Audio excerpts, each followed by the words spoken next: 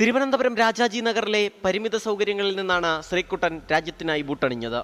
ഖത്തറിൽ നടന്ന Asia cup യോഗ്യതാ മത്സരം അണ്ടർ 23 വിഭാഗത്തിൽ ഇന്ത്യൻ ജേഴ്സി അണിഞ്ഞ ശ്രീകുട്ടനെ വീട്ടിലെത്തിയാണ് മന്ത്രി വി ശിവൻകുട്ടി ആദരിച്ചത്. 3 മത്സരങ്ങൾ കളിച്ച ശ്രീകുട്ടൻ 2 ഗോളുകളും നേടി. കളിക്കാൻ മികച്ച ഗ്രൗണ്ടില്ലെന്ന പരാതി മന്ത്രിക്ക് മുന്നിൽ പറഞ്ഞു. എല്ലാവരും ഈ കോളനിയിൽ ഒതുങ്ങിക്കൂടാണ്, കാരണം ഗ്രൗണ്ടില്ല. ഞങ്ങൾക്ക് എല്ലാവർക്കും ചെറിയ പോസ്റ്റിൽ കളിക്കാൻ പറ്റുന്ന ഗ്രൗണ്ടേ ഉള്ളൂ. അപ്പോൾ അവർക്ക് അത് മാത്രമാണ് അറിയാവുള്ളൂ. അപ്പോൾ വലിയ ഗ്രൗണ്ടുകളൊന്നും ഇല്ലാത്തതുകൊണ്ട് അവർക്ക് ഒന്നും അറിയില്ല എങ്ങനെ കളിക്കേണ്ടത്, എന്താ ചെയ്യേണ്ടതെന്ന്. എന്നെയും ടാലൻ്റുള്ള പ്ലേയേഴ്സ് ഉണ്ട്. എല്ലാവർക്കും ഓരോ സ്ഥലത്ത് എത്തിപ്പെടാനുള്ള ആഗ്രഹങ്ങളെല്ലാം ഉണ്ട്. ഫുട്ബോൾ അസോസിയേഷനുമായി സംസാരിച്ച ശേഷം നല്ല ഗ്രൗണ്ട് ഒരുക്കുമെന്ന മന്ത്രിയുടെ ഉറപ്പ്. ജില്ലാ ഫുട്ബോൾ അസോസിയേഷൻകാരുമായിട്ട് ആലോചിച്ചിട്ട് എന്താ